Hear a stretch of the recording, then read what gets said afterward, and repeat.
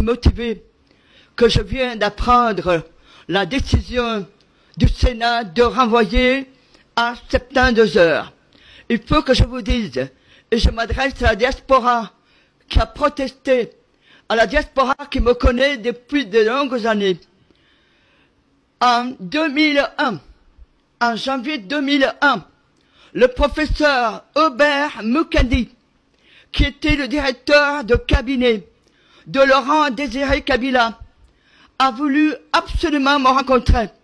Nous nous sommes vus à Bruxelles et il m'a donné les éléments suivants que je vous demande de bien enregistrer. Hubert Mukendi m'a donné le curriculum vitae, le faux curriculum vitae du dénommé Joseph Kabila, établi par le commissaire belge Louis Michel. Cet article, je l'ai écrit. Mais il n'y a pas seulement ça. Dans cet article, non seulement je parle de ce qui est de l'assassinat de Laurent Désiré Kabila, de la manière dont ça s'est passé, mais aussi du faux curriculum vitae dans lequel on voulait imposer au peuple congolais un Rwandais. Cet article a été publié le 3 février 2001, 15 jours après que Joseph Kabila ait été installé par la communauté internationale. Alors je vais vous dire, cet article a été publié dans un journal de l'opposition congolaise à Paris. La lettre ouverte de Dr Tutu Tumba de Mokose. S'il vous plaît. Cet article est important. Même le président Fachi n'est pas au courant. Et j'insiste auprès du sénateur Topin Kabongo, dont nous sommes des anciens combattants, de prendre note de ce que j'indique. Joseph Kabila a été imposé par la communauté internationale. Vous de balkaniser le Congo à des étapes successives. Cet article, je ne savais pas que j'allais soulever des tollés, mais surtout des souffrances que personne n'imagine. J'ai eu une année 2001 terrifiante. Je ne savais pas que j'avais soulevé un tollé. J'étais la seule qui pouvait porter cette voix au nom de l'opposition congolaise. Et je vais vous dire, j'avais laissé ça de côté pour m'occuper de ce qui m'arrivait. Le 10 juillet 2001, j'ai dû déménager. J'ai demandé qu'on m'envoie 2 déménageurs. Eh bien, ce sont 2 Irakiens qui se sont présentés. Lorsque l'Irakien avoue que j'étais avocat, il m'a dit, mon papa est avocat.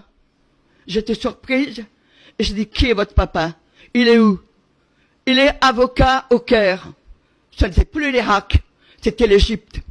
À ce moment-là, la gendarmerie, la police de Paris était en train de prendre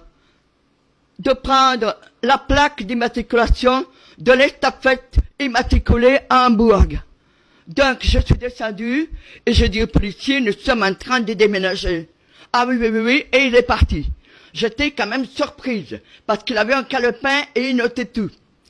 Donc, ce garçon, du fait que j'étais une avocate, et qu'il était fils d'avocat, il m'a parlé de sa famille, de ses 2 sœurs qui sont professeurs à l'université du Caire.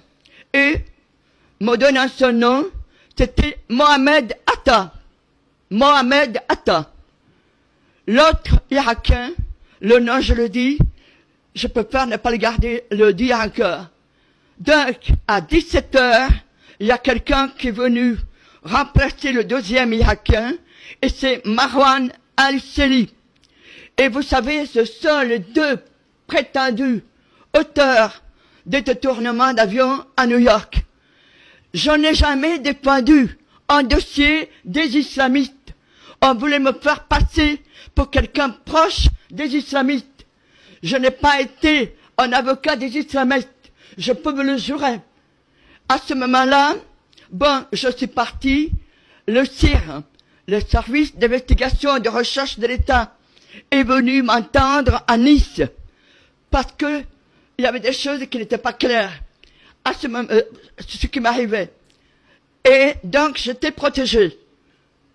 Ce qui s'est passé, c'est que le 15 septembre 2001, le journal L'Horreur, le soir, a publié les photos. Et j'ai reconnu Mohamed Atta, Marwan El-Seli. Donc, vous imaginez ma peur de passer pour quelqu'un complice, qu'auteur, n'importe quoi. J'ai écrit la lettre au juge Bruguière et Ricard, des juges antiterroristes, en disant ce qui s'est passé. Je n'ai pas cité le nom de Mohamed Atta, parce que Mohamed Atta vivait à Paris et non pas à Hambourg depuis 9 mois.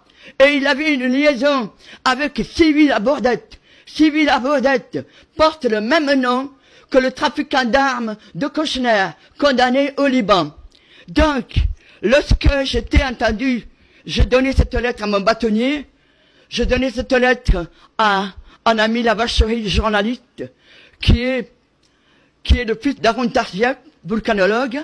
J'ai donné cette lettre à mon bâtonnier, Henri Ader, père son âme, qui lui, prenant ça, a dit, mon Dieu, le dire, l'écrire est une chose, le vivre est autre chose.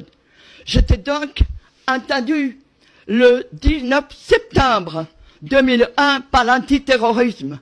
Et ce qui m'a choqué, c'est qu'on me demandait comment ils étaient habillés.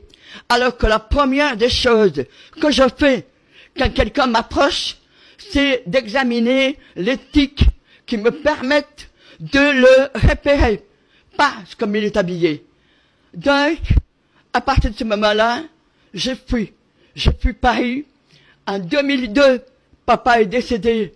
Je faisais des vœux pour que jamais mes parents ne soient chagrinés, que mon père parte en repos, sans une idée négative sur sa fille. C'était très dur. À partir de 2002, je me suis réfugié, grâce à mon compagnon, à l'île de Majorque, où j'étais dans la montagne, la Tramontane, à 300 mètres de toute habitation. De l'article je vous assure, pendant 10 ans, oui, je l'ai pris sur moi. Et c'est pour ça que l'opposition congolaise et ceux qui m'écoutent me connaissent, ne m'ont pas vu pendant 10 ans. De 2001, même lors des avocats ne savaient pas où j'étais et ils me cherchaient. Donc je me suis mise à l'abri puisqu'on ne pouvait pas assurer ma sécurité. Ma sécurité parce que j'avais dénoncé le faux curriculum Vétain et celui qu'il avait fait sur Joseph Kabila, Louis Michel. J'insiste là-dessus. Mais je vais y aller plus loin. Lorsque j'ai vu Étienne Tshisekedi se battre en 2011, je dis je ne peux pas rester comme ça. Et je suis revenu. À partir de ce moment-là, j'étais de nouveau dans le rôle de celle qui accompagne l'opposition. Et je vais vous dire quelque chose. Étienne Tshisekedi n'a jamais usurpé son élection. Et c'est François Hollande qui a replacé Joseph Kabila au sein de l'État congolais. Qu'est-ce qu'ils doivent retenir au Sénat? Mais je voudrais, Fabien, que nous invoquons ce que j'appelle le Sénat à prendre connaissance. J'ai les documents. Je suis prête à rencontrer les services congolais. Ici, vous êtes dans quel pays, dans quelle ville? Je suis prête à rencontrer les services congolais pour leur donner tout